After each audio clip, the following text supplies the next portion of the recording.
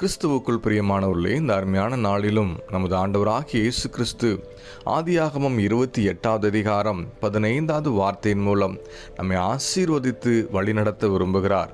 வேத வார்த்தை இப்படியாக சொல்கிறது: நான் உன்னோடு இருந்து நீ போகிற இடத்திலெல்லாம் உன்னை காத்து இந்த தேசத்துக்கு உன்னை திரும்பி வர பண்ணுவேன். நான் உனக்கு சொன்னதை செய்யும் அளவும் உன்னை கைவிடுவதில்லை என்றார். பிரியமானவர்களே, இந்த அருமையான வாக்குத்தத்த வார்த்தை யாக்கோபுக்கு எப்பொழுது அருளி செய்யப்பட்டது என்பதை குறித்து ஆராய்ந்து பார்ப்போம். ஆனால் தன் தாயும் தகப்பனை விட்டு சொந்த இடத்தை விட்டு பிரிந்து போக வேண்டிய நிலைமை, அது மாத்திரமல்ல தன் சகோதரனாகி ஏசா அவன் மேல் பகைமையாக எப்பொழுது அவனை கொன்று போட முடியும் என்று சொல்லி தருணத்தை எதிர்பார்த்து கொண்டிருந்து தன் உயிரை காப்பாற்ற வேண்டிய நிலைமை யாக்கோபுக்கு இருந்தது.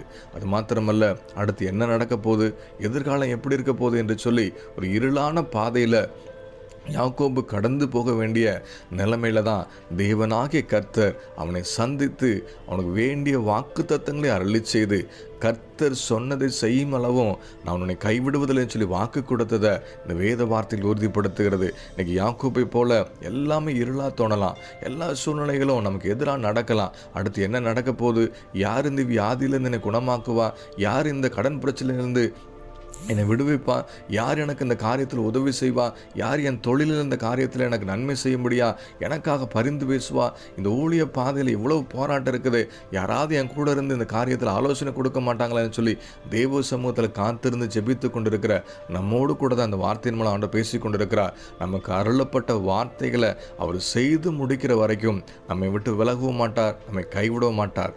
நான் மாத்திரம் அனுபவிக்கிறதுக்காக தேவன் வார்த்தையை கொடுக்கல, சந்ததி சந்ததியாக தலைமுறை தோறும் அந்த வாக்கு தத்தங்களை நிறைவை கண்டு தேவனை மைமைப்படுத்துகிற கிருபை தேவன் அருளி செய்வதற்கு தான் தேவன் இந்த வார்த்தை கொண்டு இன்றைக்கு நம்மோடு கூட பேசி கொண்டிருக்கிறார். யாக்கோபுக்கு அருளின வார்த்தையின்படி தேவன் 2 பரிவாரங்கள் நிறைய ஆசீர்வாதத்தை கொடுத்து திரும்பி வர பண்ணி தேவன் கனப்படுத்தி சாட்சியாக நிறுத்த முடியுமானா, இன்றைக்கி நம்முடைய வாழ்க்கையிலும் தேவன் சொன்ன வார்த்தை நிறைவேற்றி முடித்து நம்மையும் சாட்சியாக நிறுத்த உண்மையுள்ளவர். இந்த வார்த்தையை விசுவாசித்து தேவ சமூகத்தில் ஒப்பு கொடுத்து நாம் ஜெபிப்போமா?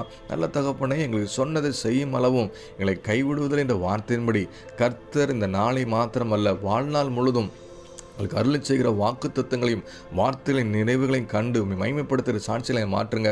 விசுவாசில் பலப்பட்டு உங்கள் நாமத்தை மைமைப்படுத்த கிருபை தாங்க. இந்த நாளைக்கு ஆசீர்வாதத்தை கொடுங்க. ஒவ்வொரு நாளும் கிருபையினாலும் சமாதானத்தை நிரப்பி நடத்துங்க. உங்கள் கரத்தில் அர்ப்பணித்து ஜெபிக்கிற நல்ல பிதாவே, ஆமேன்.